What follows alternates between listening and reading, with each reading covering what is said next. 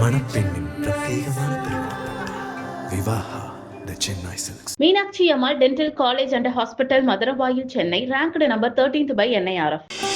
ஆச்சி badam drink. ஆச்சி badam drink ஒன்னு வாங்கினா ஒன்னு ஃப்ரீ. இந்த படத்துடைய தயாரிப்பாளர் அருண் விஸ்வா என் லைஃப்ல ரொம்ப முக்கியமான ஒருத்தர், என்னுடைய உதவியாளர். ஆனா அவங்க அம்மாவும் அவங்க அப்பாவும் எனக்கு இந்த படத்தினுடைய அம்மா அப்பா மாதிரி தான் நான் நினைக்கிறேன். அவங்க பேர்ல தான் அந்த ப்ரொடக்ஷன் கம்பெனி சாந்தி டாக்கீஸ். அவங்க வீட்டை பொறுத்த வரைக்கும் அருண் விஸ்வா தான் சூப்பர் ஹீரோ. அருண் விஸ்வா அவங்க வீட்டை பொறுத்த வரைக்கும் மட்டும் இல்லை, எங்க ஆஃபீஸ்க்குன்னு ஒரு சூப்பர் ஹீரோ தான். அவரோட படம் கூட என்னோட படமும் ரிலீஸ் ஆகுறதுல எனக்கு உடன்படே இல்லை. ஆனால் வேற வழி இல்லாம தான் இப்படி வருது. உங்களோட அம்மாவையோ அப்பா கூட இருக்கிறவங்களை வந்து முடிஞ்ச அளவுக்கு நல்லா பார்த்துக்கணும். அவங்க நல்லா பார்த்துக்கல அப்படின்னா அதுக்கப்புறம் நீங்கள் எவ்வளோதான் அவங்களுக்கு பெருமை சேர்க்கறன்னு சொல்லி அவங்க பேரில் கம்பெனி ஆரம்பிச்சாலும் இருக்கணும். அதனால அவங்களுக்கு எதுவும் ஆக போறதுன்னு தான் நான் சொல்றேன். இல்லை, அவங்க கூட இல்லை, அதான் உண்மை.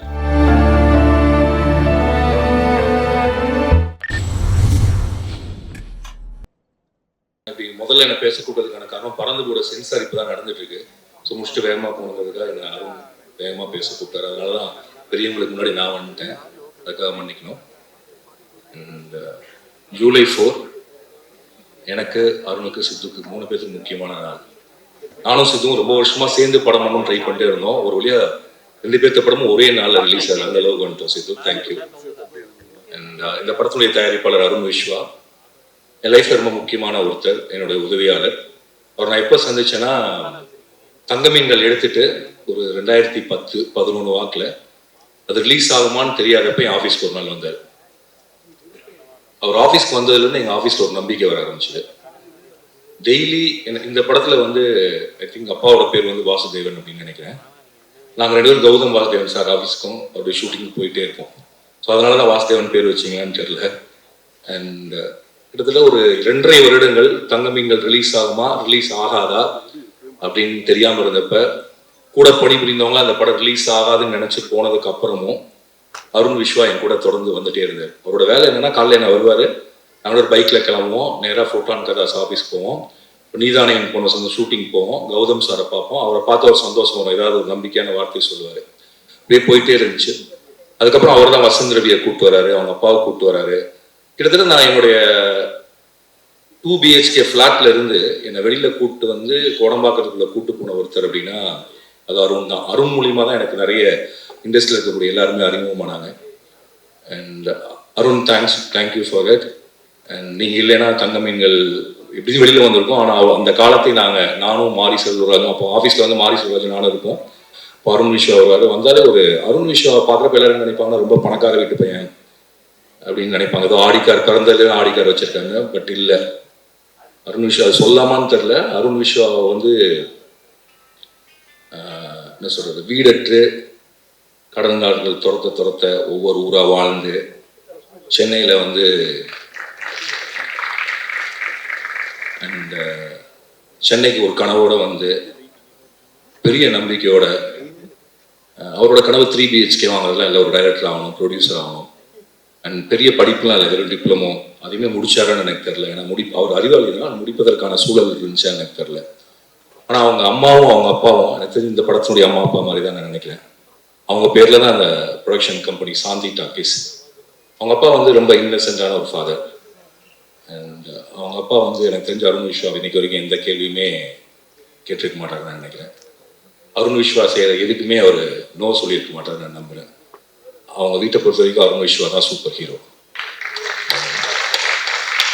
அருண் விஸ்வா அவங்க வீட்டை பொறுத்த வரைக்கும் மட்டும் இல்லை, எங்கள் ஆஃபீஸ்க்குன்னு ஒரு சூப்பர் ஹீரோ தான். அதுக்கப்புறம் தரமணியை டிசைன் பண்ணதாகட்டும். எனக்கு அருண் விஸ்வாவை பார்க்குறப்பலாம் எனக்கு பயங்கர உற்சாகம் வரும். சில மனிதர்களை பார்க்குறதுனா உங்களுக்கு ஒரு நம்பிக்கையும் உற்சாகம் வரும். அந்த மாதிரி like you can believe him 100%. இப்போ நம்ம இந்த தோற்றத்தை வைத்து சில பேர்த்த முடிவு பண்ணுவோம், இவங்க இப்படி தானே. அதுக்கு நேர் எதிரான ஒருத்தர் தான் அருண் விஸ்வா. ரொம்ப பணிவான, ரொம்ப அடக்கமான, ரொம்ப கடினமாக போராடி இந்த படத்தில் எப்படி ரொம்ப நாளாக கனவு கண்டு ஒரு குடும்பம் முன்னேறுவதற்கு பாடுபடுதோ அப்படி அவங்க வீட்டில இருந்து வந்து முன்னேறி இன்னைக்கு சத்தியம் தியேட்டர்ல எனக்கு நல்லா ஞாபகம் இருக்கு. நானும் அருண் விஸ்வா, அமுதவன், மாரி செல்வராஜ் நாங்கள் 4 பேர் அங்கே நின்று இருந்தோம். தங்கமீன்களுடைய ஆடியோ லான்ச் ஒரு வழியும் நடந்துச்சு. அப்போ அருண் விஸ்வா தான் என் கையை பிடிச்சி சொன்னா, சார் படம் கண்டிப்பாக ஹிட்டுன்னு. இதெல்லாம் முதல்ல ஆனந்தையில் நாங்கள் ஸ்க்ரீன் பண்ணோம். ஸோ சத்தியம் தியேட்டர்லையும் அந்த நாளையும் என்னால் மறக்கவே முடியாது. Arun Vishwa, all the best. And இன்னும் ரொம்ப தூரம் நீங்கள் போகணும். தமிழில் ரொம்ப முக்கியமான படங்களை தயாரிக்கிறது மட்டும் இல்லாமல் இயக்கவும் நீங்கள் செய்வீங்கன்னு நான் நம்புகிறேன். அண்ட் சித்து, அருண் விஸ்வா தங்கமீன்கள் ஷூட் ரிலீஸ்க்கு முன்னாடி வந்து ஹெல்ப் பண்ணார்னா, சித்து வந்து கட்டது தமிழுக்கு அப்புறம் வந்தார். ஆனால் கட்டது தமிழ் ரிலீஸ் ஆனதுக்கப்புறம் என்கிட்ட பேசலாம்னு நினச்ச ஒரு ஹீரோக்குள்ள இல்லாட்டி ஒரே ஒரு ஹீரோ அவர் தான்.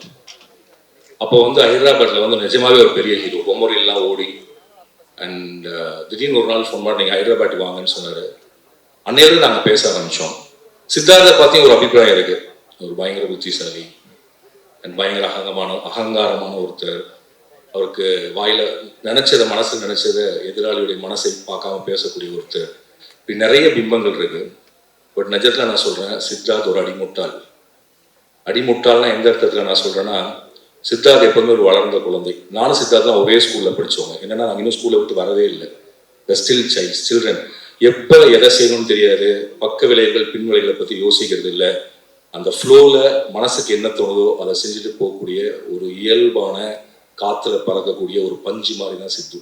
ஐ love both of you as I love Selvam. நீங்கள் 2 பேரும் ஸ்டேஜுக்கு வந்தீங்கன்னா அவங்களோட சேர்ந்து எனக்கு ஒரு ஃபோட்டோ எடுக்கணும்னு ஆசை. அருண் அண்ட் சித்து அண்ட் செல்வம். ஒவ்வொரு வீட்லேயும் குடும்ப உறுப்பினர்கள் மாதிரி இது எங்கள் குடும்பத்தினுடைய உறுப்பினர்கள். ஸோ எங்கள் 3BHனுடைய 3 பேர் அப்படின்னு சொல்லலாம்.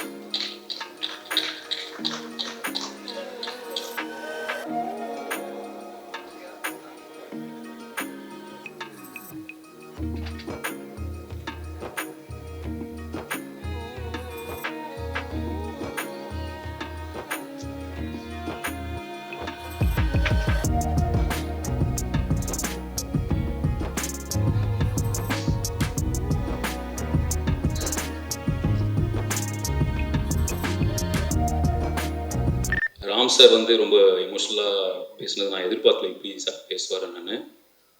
சாருக்கு நான் என்றைக்குமே வந்து கடமைப்பட்டிருக்கேன். நான் அவரோட அசிஸ்டண்ட்டாக இருந்தாலும் நான் ஒரு நாள் கூட அவருக்கு உருப்படியாக நான் ஒரு அசிஸ்டண்ட்டாக இருந்தது கிடையாது. நான் வந்து எப்பப்பெல்லாம் டைம் கிடைக்குதோ அப்போ மட்டும் ஷூட்டிங் ஸ்பாட்டுக்கு போயிட்டு வர ஒரு ஆளாக தான் இருந்திருக்கேன். ஆனால் என்னை எங்கேயுமே எப்போ போனாலும் நான் ரொம்ப என்னையை பற்றி ரொம்ப பெருமையாக பேசி எனக்கு ஒரு பெரிய ஒரு அங்கீகாரத்தை கொடுத்துட்டே இருக்காரு சார். அது இன்றைக்கி பேசினது எனக்கு லைஃப் டைம் ஒரு மூமெண்ட்டாக இருந்தது. சாருக்கு நான் என்றைக்குமே கிரேட்ஃபுல்லாக இருப்பேன். நான் அவரோட படம் கூட என்னோட படமும் ரிலீஸ் ஆகுறதுல எனக்கு உடன்படே இல்லை. ஆனால் வேறு வழி இல்லாமல் தான் இப்படி வருது. ஏன்னா நான் எப்பவுமே எல்லா படம் ரிலீஸ் அப்பவும் அவர் கூடயே போய் நின்றுருக்கோம். நான் செல்வம் எல்லாருமே அந்த டைமில் இந்த டைமில் என்னால் போய் அவர் கூட நிற்க முடியல அப்படின்றது எனக்கு கொஞ்சம் வருத்தமாக இருந்தது. ஆனால் இப்போ முடிஞ்ச அளவுக்கு அப்பப்போ போய் அவர் கூட டைம் ஸ்பெண்ட் பண்ணிகிட்டு இருக்கேன். எனக்கு 3BHK எவ்வளோ முக்கியமான ஒரு படமோ, பறந்து போ வந்து அதே அளவுக்கு இல்லை அதை விட இன்னும் முக்கியமான படம். சாரோட படமும் ரொம்ப பெரிய வெற்றி அடையணும்னு நான் கண்டிப்பாக நினைக்கிறேன், வெற்றி அடையணும் நம்புகிறேன். சாருக்கு ரொம்ப தேங்க்ஸ். அவர் லைஃப்பில் நான் பார்த்ததுக்கப்புறம் தான் சினிமா மேலே இருக்கிற என்னோட புரிதலும், நான் சினிமானா என்ன அப்படின்னு அது வரைக்கும் இருந்தது எல்லாத்தையும் மாற்றி எனக்கு வேற ஒரு பெர்ஸ்பெக்டிவ் கொடுத்து, நான் இதுக்கப்புறம் எடுக்கிற எந்த நல்ல டிசிஷன் இருந்தாலும் அதுக்கு சார் தான் காரணம். அதில் ஏதாவது சிலது தவறு நடந்தால் அது நான் காரணம். பட் ஆனால் any good decision from Shanthi talkies, from Arun Vishwa வந்து அது ராம் சார் தான் காரணமாக இருப்பார். அதுக்கு நான் என்றைக்குமே தேங்க்ஃபுல்லாக இருப்பேன். இந்த 3BHKன்ற டைட்டில், இப்படி ஒரு படம், இந்த கதைன்றது வந்து இதுக்கப்புறம் நான் எவ்வளோ பெரிய படங்கள், எத்தனை படங்கள் எடுக்க போகிறேன்னு தெரியல. பட் இது வந்து எனக்கு ரொம்ப ஸ்பெஷலாக இருக்கும். ஏன்னா எங்கள் அம்மாவோட கனவு வந்து எங்களை மாதிரி ஆகிடாதுன்னு சொல்லிகிட்டே இருந்தாங்க எங்கள் அம்மா. அதே டைலாக் தான் அந்த படத்தில் வந்து சரத்குமார் சார் சொல்கிறாரு, அப்பா மாதிரி ஆகிடாதப்பா, அப்பா மாதிரி ஆகிடாதப்பான்னு. எங்கள் அம்மா பல தடவை அந்த விஷயத்தை எனக்கு ஒரு 1000 தடவையாக சொல்லியிருப்பாங்க, எங்களை மாதிரி நான் ஆகிடக்கூடாது அப்படின்னு.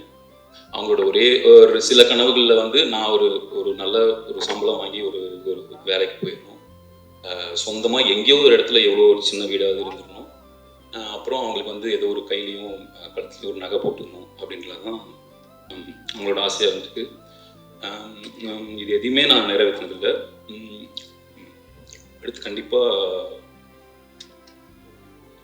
வீடு வாங்கி அவங்களுக்கு அவங்க கனவு நிறைவேற்றும் நம்புகிறேன்.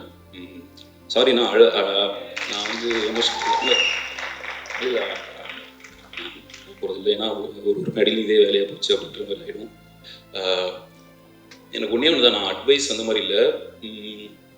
இப்போ நான் அம்மா பேரில் கம்பெனி ஆரம்பிக்கிறது, அவங்க பேரில் நான் இது எல்லாமே எனக்கு எவ்வளோ வேணால் சந்தோஷம் கொடுக்கலாம். ஆனால் உங்களோட அம்மாவையோ அப்பா கூட இருக்கிறவங்களை வந்து வந்து முடிஞ்ச அளவுக்கு நல்லா பார்த்துக்கோங்க. அவங்க நல்லா பார்த்துக்கல அப்படின்னா அதுக்கப்புறம் நீங்கள் எவ்வளோதான் அவங்களுக்கு பெருமை சேர்க்கறன்னு சொல்லி அவங்க பேரில் கம்பெனி ஆரம்பித்தாலும் இது பண்ணாலும் அதனால அவங்களுக்கு எதுவும் ஆக போகிறதுன்னு தான் நான் சொல்கிறேன். இல்லை, அவங்க கூட இல்லை, அதான் உண்மை. அவங்க கூட தான் இருப்பாங்க, இல்லாத போகணும் அப்படின்லாம் கிடையாது. ஸோ இருக்கிறப்பே தயவுசெய்து நல்லா பார்த்துக்கோங்க. அம்மாவாக இருக்கலாம், அப்பாவாக இருக்கலாம், மனைவியாக இருக்கலாம், ஃப்ரெண்ட்ஸாக இருக்கலாம், இருக்கும் போதே நல்லா பார்த்துக்கணும் அப்படிங்கிறது தான் என்னோடது.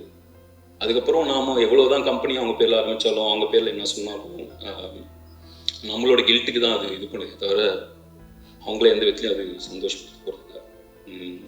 எங்கள் அம்மா இல்லாதப்போ எங்கள் அப்பா தான் வந்து என்னை அம்மாவும் இருந்து பார்த்துக்கிறாரு. அவர் தான் எனக்கு எப்பவுமே ஒரு இன்ஸ்பிரேஷன்.